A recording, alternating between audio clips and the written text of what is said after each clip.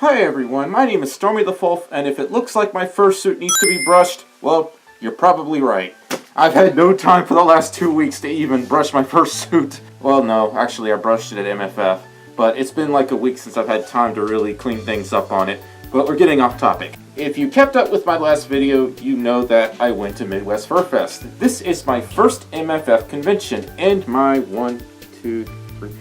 fourth furry convention. And I could say hands down, this is the absolute most fun I've ever had at a furry convention, period. If I sound grumpy and tired, it's because I just came back home a few days ago. I've been working on videos non-stop since I got home, and I'm still trying to recover from the long drive because, well, let's face it, being in the car for 14 hours will drive anyone insane unless you're somehow used to it or you're a truck driver.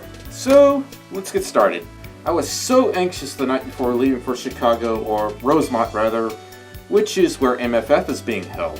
I barely got any sleep, and driving nearly 1,000 miles in a single day is not something you want to do without any sleep, let alone do it alone.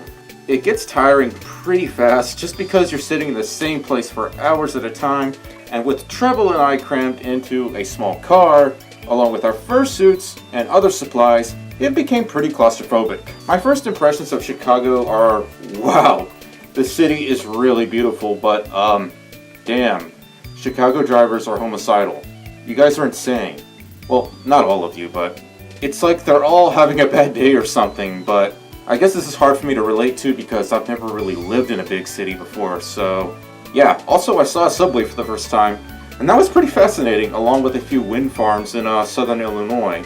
That was just really cool to see. We don't have this kind of stuff where I'm from. Anyway, finally, 14 hours later, we finally arrive at the hotel, tired as hell, and at this point I can't even construct a basic coherent sentence. I became an ultra potato. I was derp herp derpity derp derp. And I was actually rooming with one of my patrons, Rucifer. We got a room at the Doubletree Hotel, which was actually really nice, aside from the bathtub not working. But yeah, because we arrived on Wednesday night, we had plenty of time to relax and catch up on sleep, since we couldn't even pick up our badges until 5 p.m. the next day. When Thursday arrived, we explored the main con floor area at the Hyatt, and holy hell, it was crowded. Like, far more crowded than Anthrocon. Far more crowded than FWA. I already have mild claustrophobia, so my anxiety was a little elevated to say the least. But that's to be expected with bigger conventions of any sort. But yeah, out of nowhere, people started to approach me asking for hugs, saying they know me from YouTube and Twitter. It kind of blew my mind because it wasn't just 1 or 2 or 3 people. It was like 20, 30 people or more. I had people asking me for photos, for hugs, and at one point someone asked me for my autograph, and I thought that was really odd, but kind of cool at the same time.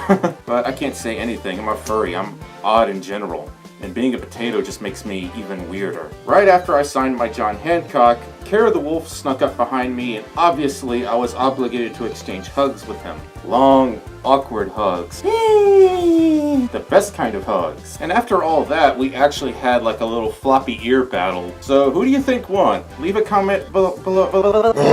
Let me know in the comments below. Anyway, for a Thursday evening, it was already really crowded. More crowded than Anthrocon. Oh, and I could only afford a regular con badge, so despite pre-registering, I still had to wait around 3 hours in line. It sucked. I was a tired wolf after that experience. Couldn't feel my feet or my legs. And after all that was over, my friends and I just basically kept walking around for as long as we could, meeting other furries I knew online, furries that knew me through Twitter and YouTube, and trying to keep up with my friends because I got lost really easily, and since this is my first MFF, it was gonna happen no matter what.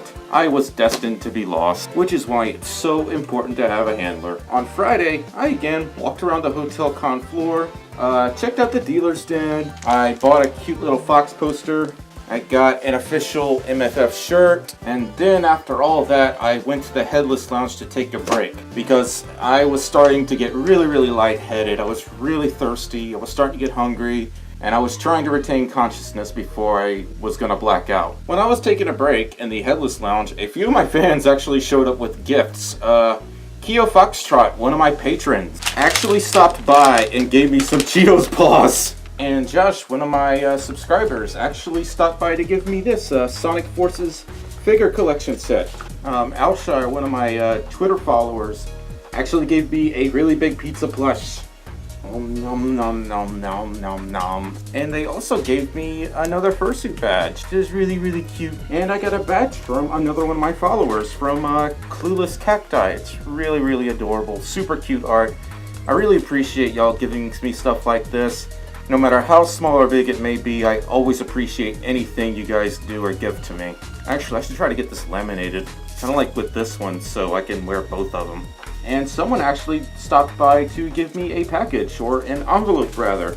I haven't really opened it yet. I'm just going to save this for my next mail videos. Anyway, it felt like I did so little that day, but walking around in fursuit for just a few hours is enough to make you feel like you worked a 10-hour shift in like fast food or something.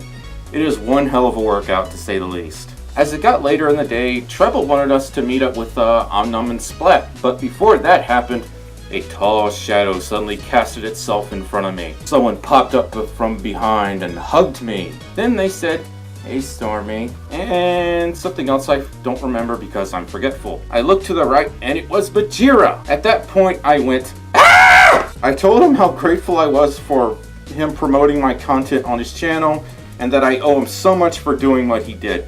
He said he didn't do anything, and I apparently did everything.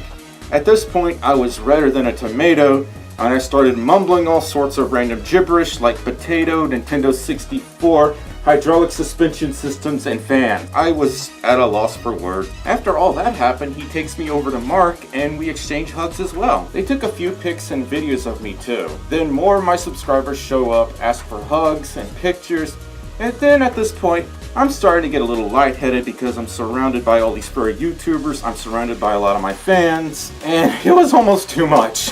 Then a few moments later, Omnom and Splat show up. I hear Omnom squeaking behind me, and we exchange all kinds of hugs, we talk for a little bit, then we all get pictures together. Then I run into Kiro again, give him hugs, because Kira's hugs are epic. Then I go to explore the upper floor of the Con Hotel once again, just to hug random people and stuff. Then I saw Rika, and although we knew each other, we hadn't really talked that much before. So I mumbled a few words about how adorable her suit was, we exchanged hugs, then I apologized for being so quiet and shy. Remember, I'm meeting most of these furries for the very first time in person. It's a lot for me to take in. I did explore a little more, a few younger furs stopped me for pics, and then I happened to run into Majira and Kiro again. I had to get my hugs.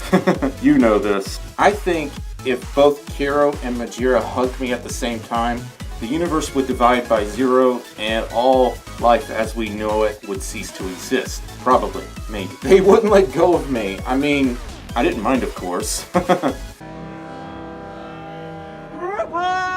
After the hugs that seemingly lasted forever, I'm starving to death, so I have to go back to the room for foods and pretty much get ready for the Splinter Fox photo shoot and FurTuber meet the next day. Because of how long this video is starting to get, I'm probably going to save the rest for part 2, which I'm going to try my absolute hardest to post it early next week. Normally this isn't something I would do, but MFF was just so jam-packed that I couldn't possibly fit everything into one video.